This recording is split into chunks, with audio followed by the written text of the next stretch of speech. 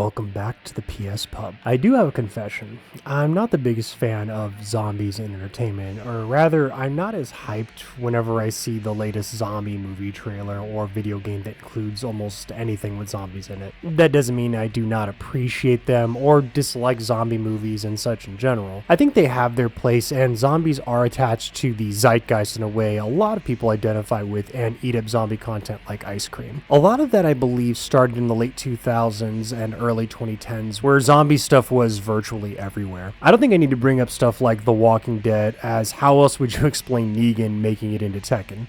Easy peasy lemon squeeze. You also have stuff like Call of Duty Zombies, which spawned from this era as well, or even stuff like the Marvel Zombies coming out right as the boom period for these creatures began.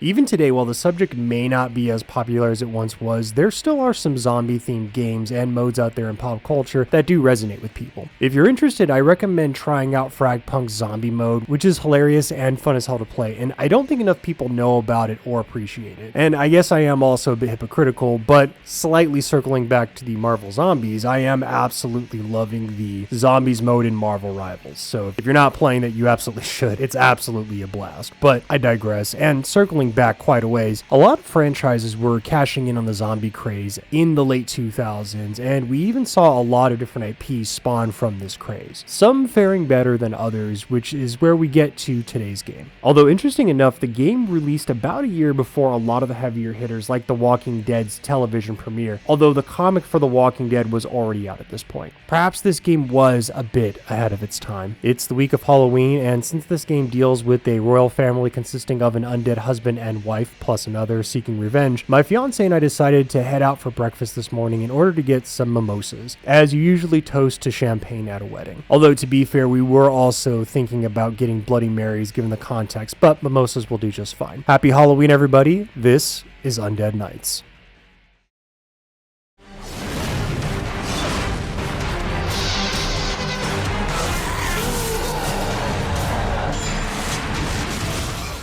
Undead Knights was released on September 29th in North America, and Japan would get it a little more than 2 weeks later on October 15th, 2009. The game was published by Tecmo and developed by two teams. Team Tachyon, which was a developmental division of Tecmo that initially started out as Tecmo Canada, who had helped to develop the PS2 Rygar game as well as Fatal Frame. Although nowadays Team Tachyon has been absorbed into Team Ninja and Gust. The other developer was Now Productions, who's had their hands in a lot of different games over the years, but has since shifted their focus to mobile games, with their wiki stating that the most recent game they had developed was a mobile Godzilla game entitled Battle Lines, which released back in 2021. Tecmo actually held a competition on November 15th of 2009, where contestants would compete in the multiplayer function of Undead Knights for an opportunity at winning a PSP and PS3 as grand prizes, and other participation awards / prizes for additional contestants. Yes, this game did in fact have a multiplayer function that we will talk about near the ending of the video. What's also interesting to note is that you could bring your own PSP and game, but they also had rentals available in case people needed to borrow the game, which I think was very nice on their part. So that means I guess technically you didn't have to own the game in order to participate in this particular contest. I'm actually not sure if this was to help promote the game since it had already been out for over a month in Japan at this point, but I still think it's cool and it shows that they did have some faith in this game overall. Unfortunately, I tried digging up winners or pictures or extra information on this tournament, but I couldn't find any. The contest even states that pictures and additional media would be shared on the official Undead Knights website, but I was unable to even track that down. So if you happen to know where to look up or anything like that, let me know in the comments or shoot me an email if you have any of the pictures or videos or anything like that, and maybe I'll do a smaller follow-up video on this topic in the future, as I think the concept is really cool. Plus, I'm a sucker for lost media channels that cover events like this, you know, like El Supersonic Q and such. Although I don't know if this is lost media or just something that I couldn't find at the moment. As far as sales, there isn't a whole lot available online, but if we look at VG/charts, we can see that it didn't exactly set the world on fire sales-wise, at least here in North America. I mentioned it at the top of this video, but this game did come out before the major zombie craze that ran rampant in the zeitgeist once it hit in the 2010s. Don't get me wrong, zombies were still popular at the time, but a one-off new IP wasn't going to fare as well as something like Marvel Zombies or something else like The Walking Dead comic, since that already had its established fan base at the time. Still, I do wonder what could have been had this game come out a year, maybe two later, with a bit of a rework and graphical/gameplay update via the Vita, or even a PS3 release. In fact, the thing that you'll probably notice throughout this particular video is that Undead Knights holds a lot of potential, and had a sequel been released, I think we could have been in for something really special, especially because this would have released right at the height of the zombie craze.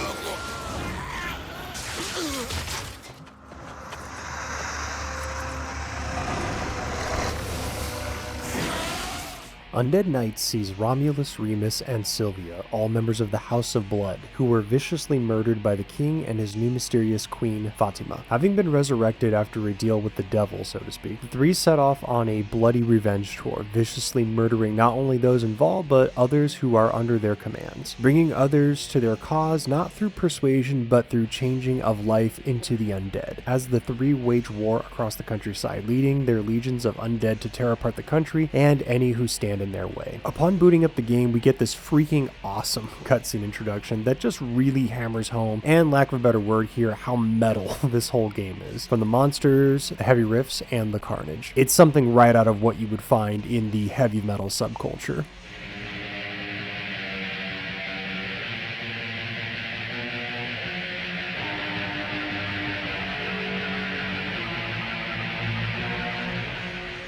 The menus and presentation also do a good job of setting the game's tone. It's all ghoulish and horrific looking without being too overbearing. Not to mention everything here is easy to see and navigate. I think I would have liked to have seen a bit more in terms of like flare and effects, but the fire effect when you're selecting a mode looks great as it doesn't make things too hard to see, and as a matter of fact, it brings the whole look together, mixing in well with that heavy metal gothic medieval type of vibe. The only thing I think they could have improved upon was having the background be a little less static, but I feel like that's going to be a subjective thing, and while it I suppose is a nitpick for me, it may not actually bother a lot of people.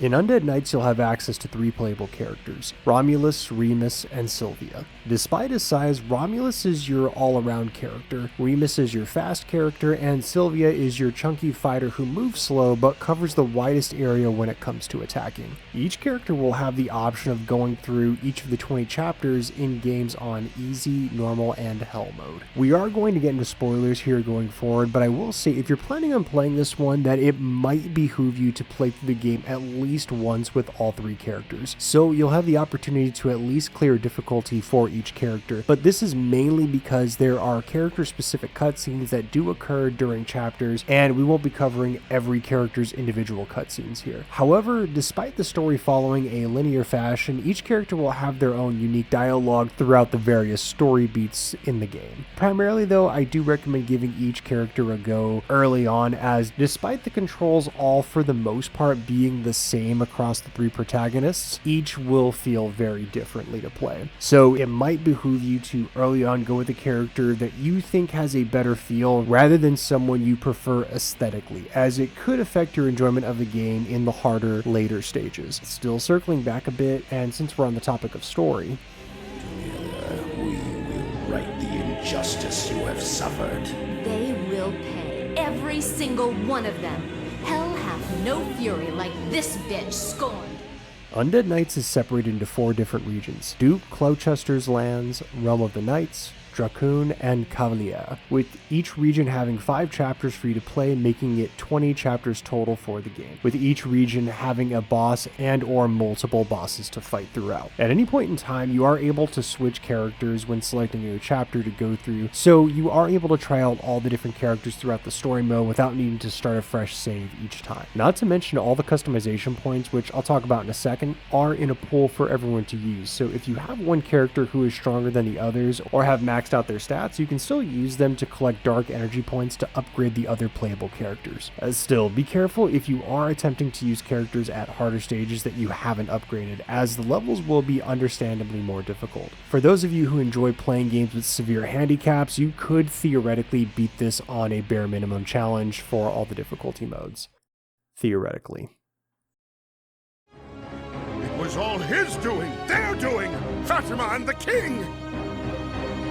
And you grudgingly complied, purely out of devotion to my father. It's true, my duchy was compensated for our part. But that doesn't mean we did it gladly. You deserve compensation as well, of course. There must be something I have that you will take in trade. Sure, hand over both your lungs and we'll call it even. One of the nicer aspects is that if you go into the records, you'll see the devs cleanly separated each character's ranks when it comes to level completion. So you'll always know which character has completed which level on what difficulties, and you can always jump around to complete levels on different difficulties as you aim for S ranks on each level. When starting story mode, I decided to play through Sylvia's story first, and as our story begins, right after being born as an undead. Sylvia has reawakened and the only thing on her mind is revenge.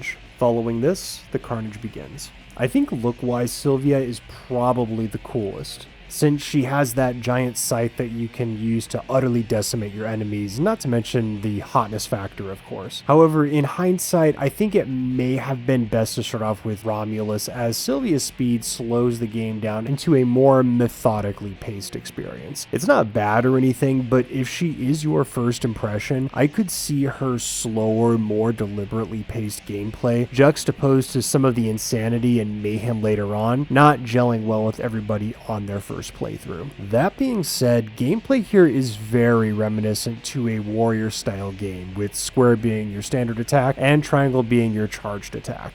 And as you play through the game, you can unlock additional combos, interchanging the square and triangle button. You can reorient your camera behind your character again by pressing the left bumper, although the base controls are the same, where Undead Knights deviates from a simple hack and slash to something more akin to a hack and slash game with light strategy elements is where the undead turning mechanic comes into play. For me, it almost immediately separated this from any other quote-unquote warriors style experience that I've had.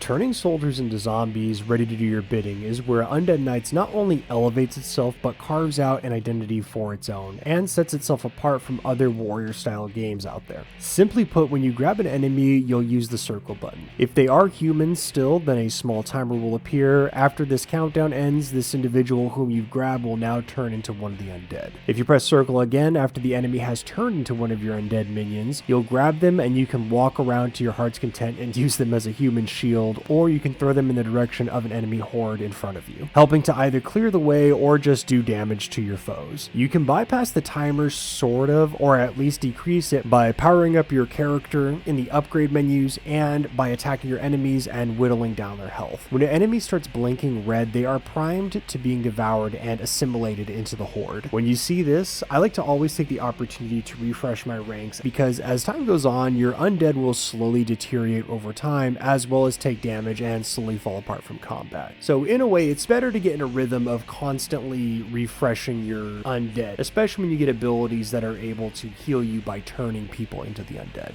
There is one other way to turn the undead, as well as deal a lot of damage to enemies, and that's with each character's special attack. By pressing the circle and triangle buttons together, this will initiate this ability once your special meter is blinking on the top left of the screen. Your character will shout and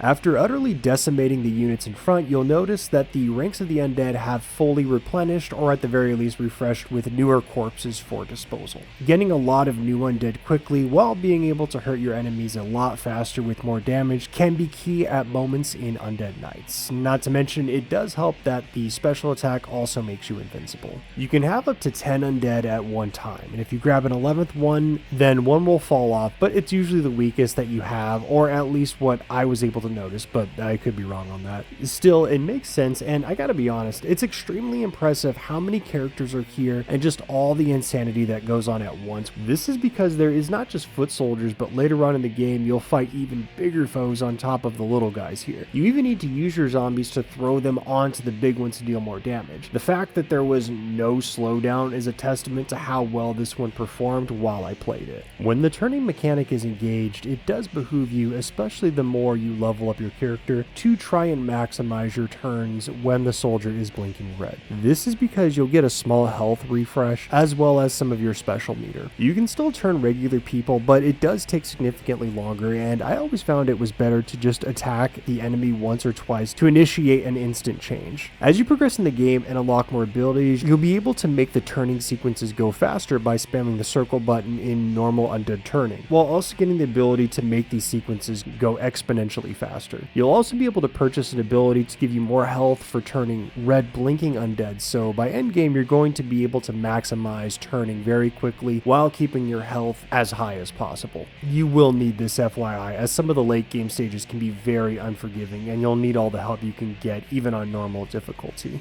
Still, even with this in mind, Undead Knights is very deceptive when you first turn it on, as it has a lot of variety in its gameplay, turning it from a simple hack and slash to having a bit more puzzle solving thrown in than you would expect, and I think it's awesome the game gradually builds on that. My first impression starting the game was that it was just going to be a warrior style game with dark fantasy motifs mixed with zombies, and it does. However, the amount of gameplay they get out of it's very impressive, adding in these light puzzle elements even right at the get-go. In the first chapter, you'll utilize your zombies in order to create a makeshift bridge to infiltrate the castles you're assaulting. Later on in the chapters, you'll need to utilize zombies to plug up fire holes, destroy machinery, or just get around certain enemies like archers by using your zombies as a meat shield. There's even shield soldiers that you'll need to throw your actual undead into in order to stun them so that you can get in and turn them. You can even smash the zombie by pressing the triangle button, which not only clears a path, but will also aid you in taking out your foes. Not to mention, bigger enemies and bosses will take significantly more damage after you have them incapacitated by throwing zombies on top of them, and combining your charge attack to take these guys down faster. There's a lot to think about and different ways to approach each scenario in a chapter. Sure, there is going to be times where the solution is very obvious or there's only one way to do it, but the game doesn't always hold your hand, and I appreciated that. Now, the game isn't perfect with all its mechanics, and we'll definitely talk about that, but I do think it's cool that the game took its concept and really tried to add a lot of variety with the gimmick. Now, I really feel like had this game got a sequel, it genuinely could have been something special by expanding on the mechanics already here and really refining the fighting system to make it more fluid and fast-paced. A shame this is the only game in the series. When completing a level with any character, you'll gain points based off of the amount of souls collected in a level by how quick you complete the level. These are determined by what rank you get in a level, which ranges from C to S, with S being the highest rank you can get and C being the lowest. What difficulty and level you play on is inconsequential to how much ability points you'll gain upon completing a level. So playing on higher difficulties does not net you more points for powering up your characters. All that matters is what your final rank is after completing a stage. So if you're looking to maximize your time, it might be beneficial to play through on a lesser difficulty if you're looking to max out all of your characters. I mentioned this briefly before, but the ability points are pooled together for all characters, meaning you don't have to play a character to use the ability points, as there isn't a traditional leveling system here and it's based off of a customization menu. In the customization menu, you'll have two different sections you can spend points on. One is permanent power-ups, which range from health/strength upgrades, combos/abilities, and abilities which power up your undead powers.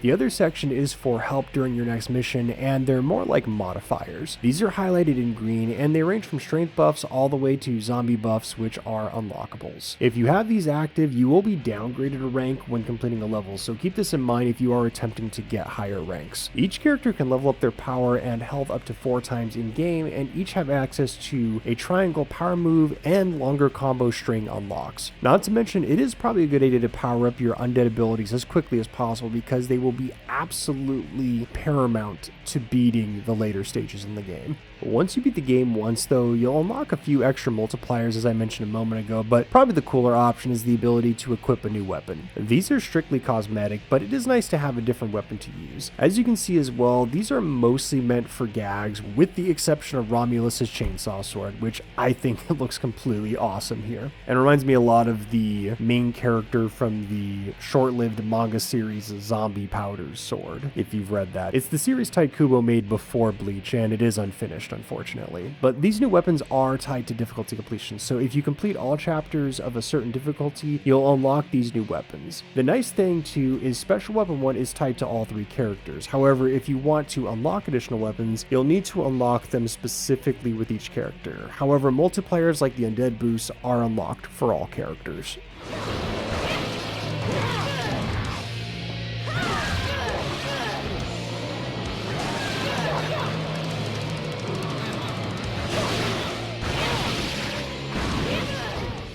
Now, this may in fact be the toughest Warriors-like game I've played, where the difficulty isn't relegated to just LOL Lubu style of difficulty. It's Lubu! Ah! Get out of my way!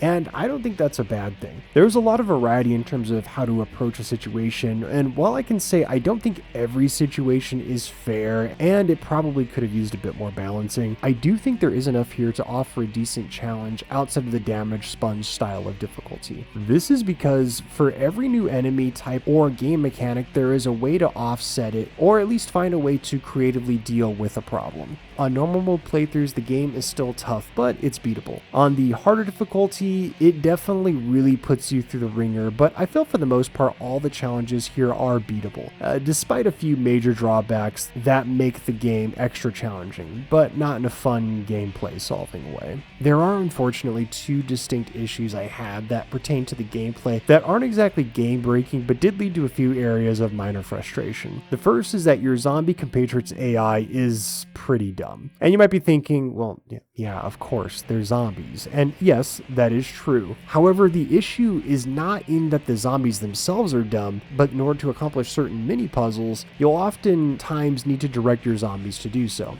This can lead to zombies just kind of standing around and not going where they were directed. Or they can get caught up on an object's hit detection while running towards said object, leading them to not interacting with the object and just running in place. This then requires you more often than not to reorient yourself, as either you have taken a hit at this point and the zombies are no longer engaged, or you'll need to call off your direction and manually do it again to shake off whatever the priority your zombie currently has to get them to go where you want. At times it feels less like you're in control, rather you're dealing with an army of people who are hard of hearing, and that's, I don't know, kind of lame. I do think showing the zombies getting destroyed in humorous dumb ways when accomplishing the puzzles are funny, but when controlling them, I would have preferred the mechanic to be a lot more solidly in place, if that makes sense. Especially because a lot of the gameplay mechanics are inherently reliant on your ability to direct the undead, especially in combat, which segues nicely to my only real pet peeve in the game, and I think was a bit of a misstep. This is that probably the most glaring issue I have with this game is that there is no ability to block whatsoever, aside from holding the zombie in front of you. It wasn't something I instinctively noticed either, but the further I got in the first act,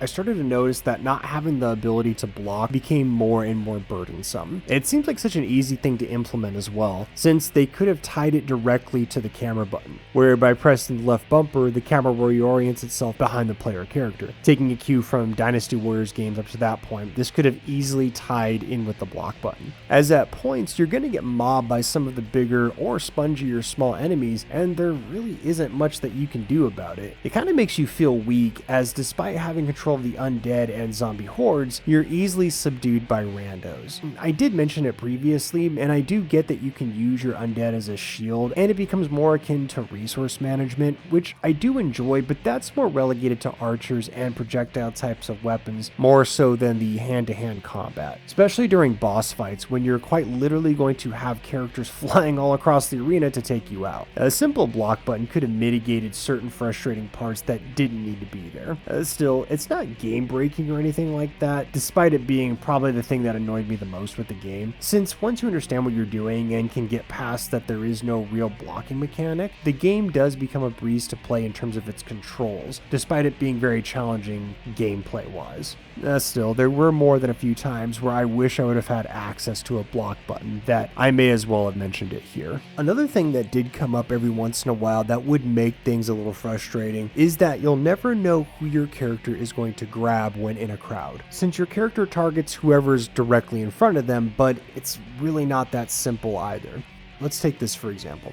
You could be trying to turn a red blinking soldier in order to heal yourself or just gain some more allies. However, you find yourself in a situation where there are zombies, enemy soldiers, or even like a shield soldier that's right in front of you. Because these enemies are in front of you, you do run into a chance where you might actually grab one of those instead of the intended soldier that would be used to heal you and create a new undead almost instantaneously. The first two can be a bit annoying as they'll slow you down since you'll have to throw away the zombie and you'll have to go through the manual turning process with a soldier, but the latter is the worst, as if you try to grab shield enemies without weakening them or putting them in a dazed state, will make you bounce off of them, and you won't be able to move for a few seconds, essentially just wasting a button press at that point. All the while, the soldier whom you were trying to turn goes back to normal. This unfortunately is going to happen a lot, and I'm not sure what could be done here to mitigate this particular problem, as having the freedom to grab whomever you want is good because it doesn't pigeonhole you into one style of gameplay. On the other hand though, the downside of grabbing a shield person can be potentially devastating, especially if you are low on health, where again a traditional block button could have done wonders here, since you will then be less reliant on taking the risk of trying to grab an enemy who's right next to an enemy that can't be grabbed when the blocking mechanic would be right there and usable. One final side note on the negatives, and I wasn't sure where to talk about this situation, but I needed to bring it up. This is one of those games where you need to be careful when playing via emulation, as it's not entirely stable. Essentially, if you go to chapter 10, since it's the fastest level to get through since you only need to clear 2 rooms and run to the end to get a B rank, it's the quickest way to grind up points for customization. Usually after playing once through, you'll be able to save and things will be fine. However, if you then play the level again and try to choose either save or not, the game will crash. There is a slight workaround to this, as you just need to press the circle button to go back. However, attempting to purchase anything via customization or interacting with any yes or no choices will lead to a crash. I also tested this by playing through a different level entirely, and you can get past the character select screen. I believe the yes or no function is the part that's bugged, as even trying to back out of the game entirely leads me to a yes or no prompt that crashes the game. I was able to replicate this by utilizing PPSSPP's save state features, and it seems like you're basically locked in without a way to fix it. I decided to try going through the very first level to see what would happen. After I reloaded my file cleanly, and as you can see, since I'm speeding up the footage exponentially here, but I do 2 clean playthroughs and no issues. So it seems chapter 10 is bugged. I also tried clearing through a different level, then attempting to clear chapter 10, and this also caused a crash. I'm not sure if you need to be on a fresh boot up of the game, meaning you just started your session and picked the game back up to continue in order to complete this level or what, but I didn't run into too many issues going that route. I'm also not sure if this is the same for other chapters, but I would tread carefully when attempting to grind for extra customization points. Going through chapters 1 through 20 though by themselves on their own without replaying them, I didn't run into any issues playing it. So if you're looking to just go through the story mode, you should be fine. And utilized by a capable intellect. No offense intended, of course. Oh, none taken. Join me in my research. Together we could rule this world. Fuck you. No offense intended, of course. Nothing but blind passion. It's just as I expected. Root of the holy tree, grant me your power! As your journey to exact revenge continues, you're going to eventually run into some of the big bads responsible for your current affliction of an undead sort. These are your bosses throughout the game, and each one is different and memorable in their own right. All the characters are over the top with bombastic personalities, and it just fits the vibe and aesthetic to the game perfectly. That night earned me a place in the Knights of the Holy Tree. That was business. But this will be all pleasure. In my day, we fought fair. But you're not human anymore. Well, one monster deserves another. Meet Fatima's little pet!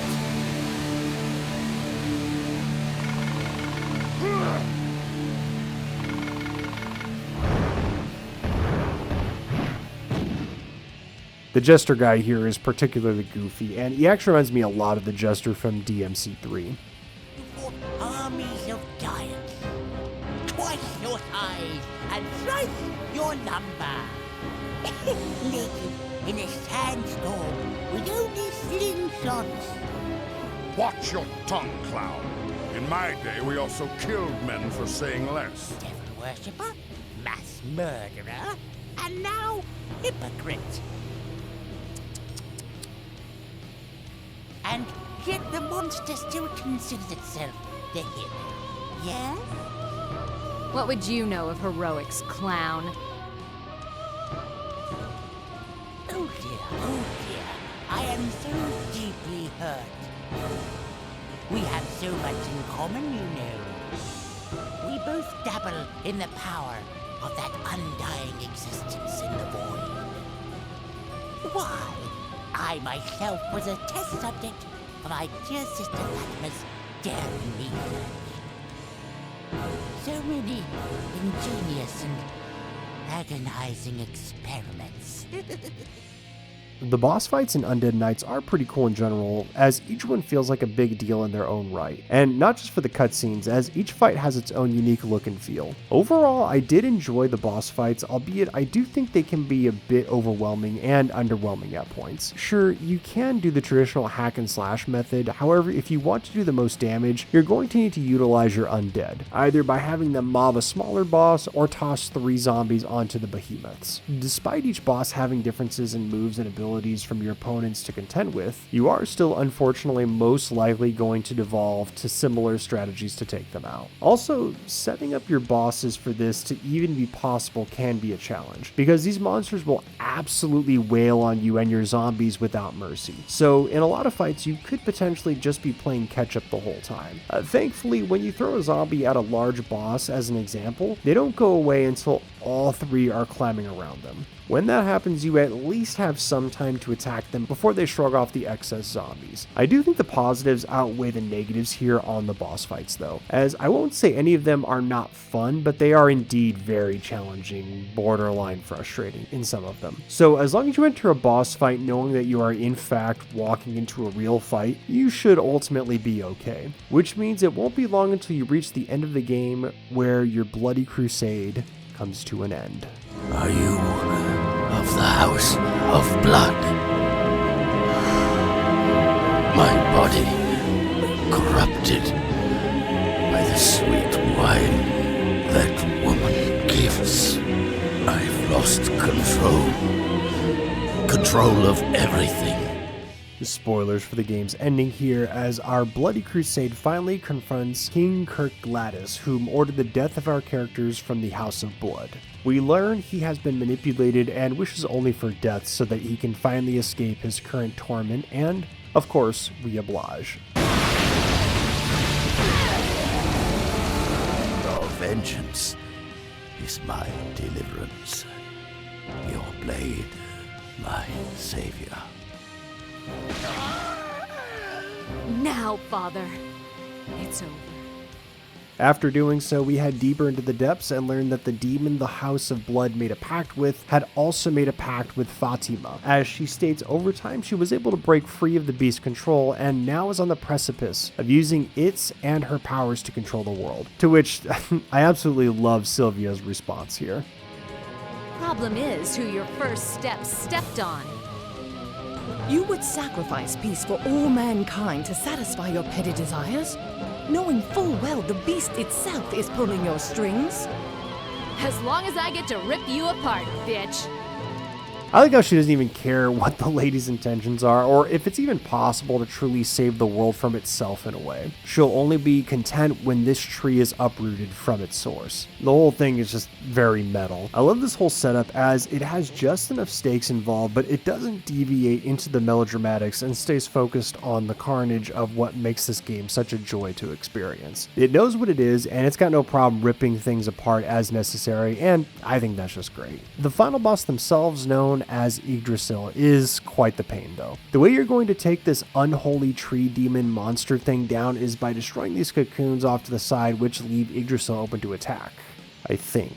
Being completely transparent here, I never did really figure out the intended way to take this one down. I did notice that my zombies would occasionally jump on these tendrils, which would halt the onslaught of attacks I'd receive, but I never could figure out what got them to respawn or what the trick was here. See, other boss fights up to this point, while they could be taken down via normal means with attacks and specials, there was usually a trick to dealing massive damage or getting into a rhythm to take the boss down. Here though, I had to essentially mitigate damage being done to me by constantly attacking demon soldiers and using the turn ability to keep my health up, since there is so much happening at once and you're constantly being barraged with tendrils. I was also slowly powering up my special meter, and once it was full and I could get close to Yggdrasil, I'd use my special ability to damage the boss. It may not have been the most glamorous way to take this thing down, but it works. I know there has to be a better way to do this, so if you know of a way, let me know in the comments below. Anyway, after taking out Fatima with prejudice, we are treated to the ending where we learn Fatima was really the only true chance of taking down the beast who cursed both parties. And in our character's revenge, we theoretically destroyed the world's one chance at being free of this monster's will and grasp on the world. It is an interesting conundrum. Destroy one corrupt being only to be replaced by another in a potentially vicious cycle. It does also kind of make me wonder if that in a way there is a deeper meaning here, and that this quote-unquote beast, so to speak, is also the product of one of these unholy pacts from ages ago that they were able to break free from, and the cycle just continues and continues. But I don't know, that's just speculation. Still, Fatima hands us the beast pendant, which she stated in the previous cutscene was derived from the demon's blood and was what she used to break free from its will, saying this is the only way to break free of the curse, but in taking it they will be hunted similar to her. Afterwards, we hear everything from the devil itself as Sylvia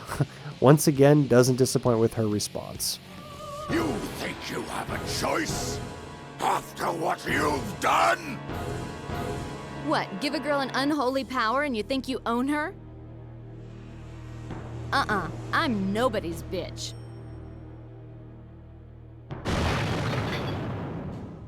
And with that, our game comes to an end.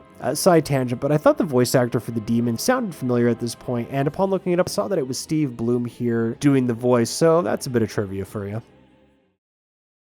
After completing story mode, you might be surprised to learn that there is in fact multiplayer. But that's just plain nuts! Many of you out there are thinking, right? Or not really, since I brought it up earlier in the video, but I do think it's cool that Konami really tried to push this mode here. So much so that they had that competition showcase in this mode in general, which, as always, I grabbed my brother XGP to help me try out the multiplayer. I will warn you ahead of time, I would recommend playing multiplayer with at least one fully maxed out character. That way both you and your friends will have the opportunity to play the game at its fullest potential. Not to mention some of the later levels in these modes are predicated on having stronger characters. If not, I recommend playing with fresh save, since all your character's progression is based on your save. Or you can just be a complete a-hole like me and use a maxed out character. The choice is yours after all. And yours alone! There are 3 modes here: Survival Race, King Battle, and Undead Battle. Each mode has 5 missions, which are different areas for you to partake in with the multiplayer. Plus, aside from the Undead Battle, which is only 2 players, you'll be able to link up with 3 others to partake in the mayhem. I think this is awesome, and when you play the modes, it makes total sense why it had to be this way. Albeit, I do still wish the Undead Battle had up to 4 players, because it would have been hilarious. And a slight tangent, but it does beg the question why there isn't a 4th character to play here, aside from Romulus, Remus, and Sylvia, in story mode or in multiplayer. Don't get me wrong, I think for the most part the characters in-game are balanced well enough, even in terms of story, but I think if you're going to give us the option of 4 players in multiplayer, that it does seem a bit weird to not have a 4th character, even like an unlockable one of sorts. Perhaps there was originally intended to be one that got cut, but I didn't find any info on that, unfortunately. Still, digressing here and getting back to the modes, survival race, you'll be tasked with slaughtering enemies in an area and racing to clear each section before your opponent does. At the end of each area, the person who makes it through first will get the most points. Once you make it all the way to the end of the race, you'll then duke it out with the other players to see who gets the last set of points. All the while, a boss and other strong enemies attempt to wail on you and end the race faster. One thing that's really cool is that the game surprisingly keeps track of the other players you're going up against very well. To be fair, and with transparency, XGP and I were playing through emulation on this one, so we don't know if it runs as well keeping track of 2 players, let alone 4 players, that well on hardware. Still, for what it's worth, it was pretty good here. The combatant player's ghost is seen on screen as well, and while you can't directly affect them here at this point in the race, I do like that you can see what's sort of going on with them. Not to mention the exploding barriers are all separated for each individual character, so I thought that was a nice touch. A fun mode overall, and probably the one to play if you're going to be playing this one at a low level, but I would recommend staying away from anything above Mission 3 unless you have powered up characters. King Battle, you and your rivals each compete to see who can defeat a boss faster. You and your competition will be taking on the same boss as you wail and get wailed on by the assailants. It's pretty straightforward here with this one. Albeit, I will say again, like Survival Race, it runs surprisingly well here, and despite being obliterated till our special moves popped up, everything worked pretty well here without any major hiccups. Finally, we have Undead Battle, which is only between 2 players like I mentioned before. Here you'll compete against one another to score points, and the one with the most points at the end wins. To score points, you're going to want to grab one of the random assortment of undead in the area and lob them at your combatant. It's as janky and as funny as it sounds, since throwing an enemy zombie requires you to stop all the way to perform a throw. So when you do so with a throw, you're committing to that throw fully. There's a lot of faking your opponent out with this one, as you can still gain points by smashing the undead into the ground with the triangle button. Plus, the ricochet can launch other zombies at your opponents as well from this attack. I think this mode, while seemingly being potentially one of the most fun and hilarious modes, does suffer because of how the throw mechanics work. Still, had this franchise continued, I 1000% see this mode being a highlight for future titles, since I feel like there's absolutely something here with it, but it's only hindered by the limitations of this game. Overall, the multiplayer, like the main game itself, has its flaws, but the potential here is great. The chaos of the main gameplay mixed with the over-the-top horror makes this mode hilarious to play through, especially since you and your friends are unmercifully decimating everything in your way to win. I do think with a proper sequel, again like the main game itself, this could have been greatly expanded upon and made even better. The last thing I want to touch on before we finish up here is the revenge titles. These act as your pseudo achievement systems in the game. Most of these are pretty standard affair, like defeat X number of enemies, but some of these get ridiculous. For example, the Player from Hell title unlocks after you've played the game for over 100 hours, which for context, after beating the game with just Sylvia, that only took me 5 hours. So suffice it to say, I did not collect all the titles here, but it does go to show if you want to do everything this game has to offer, there is plenty of challenges for you to chew into, and if you're looking for something in terms of time versus money well spent, you're definitely going to get it here.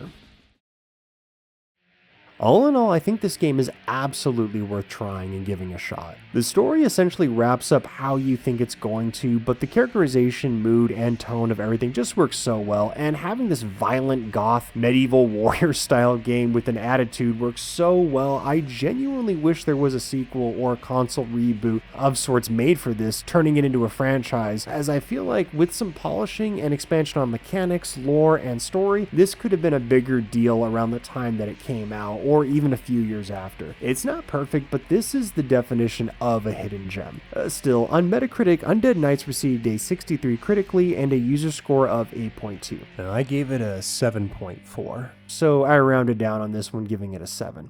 Again, I think a 7 should be a green score here on Metacritic, but you know, it is what it is. Even IMDb rated this at a 6.1, which I just thought was crazy. But like I said, the game's not perfect, and I could see some elements being frustrating or just turning people off, but the positives vastly outweigh any negatives or constructive criticisms I could have. When looking at the reception of the game upon its release, the game was pretty divisive, and I do think it's kind of funny in hindsight how outlets like IGN gave it a middle-of-the-road score, but a lot of their frustration here was that the game didn't take its premise far enough, as well as some issues with the controls, to be fair, which was something that I even brought up during this particular video. Whereas some other outlets just outright disliked the vulgarity and heavy metal vibe in the game that, to me personally, I found charming, if I'm honest. Still, I think this is one of those that needs to be on more people's radar to at least give a shot, because you may end up really liking it, and actually you might even end up liking it more than me. So I still think that it's worth at least taking a look at.